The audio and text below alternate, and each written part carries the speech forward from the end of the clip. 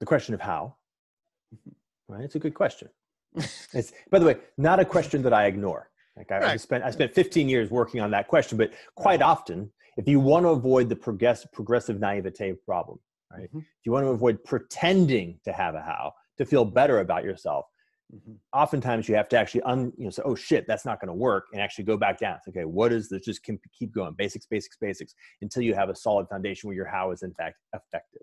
How do you make effective choices, right? That's the question. Not just random bullshit choices that maybe make you look good or feel good. All right, so how?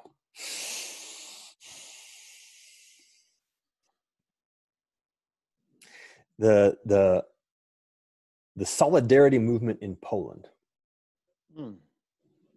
Right?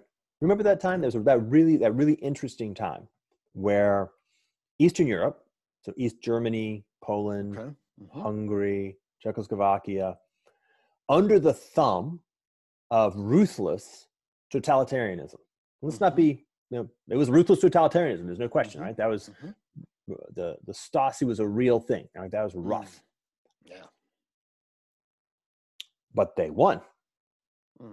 A velvet revolution, in fact, right? Somehow, magically, the Berlin Wall just stopped being relevant, right? Somehow, without mass slaughter, right?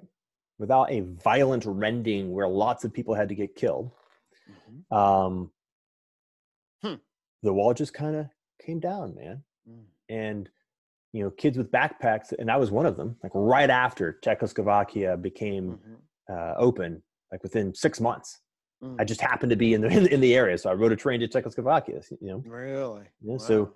So actually remember going through a portion of Germany where maybe it was like Leipzig or something like that. Okay. Where the wall had literally just come down, or the ability to cross the border had just become available, and it was a very short distance, like they were right next to the border. Point being, solidarity. Yes. Right.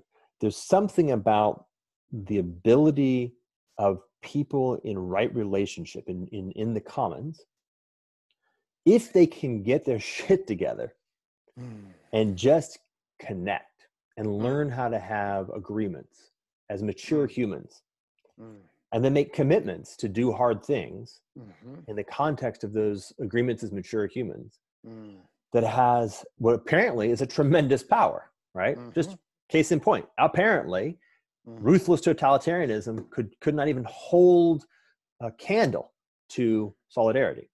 Now, to be fair, I don't know if that would have worked in 1957.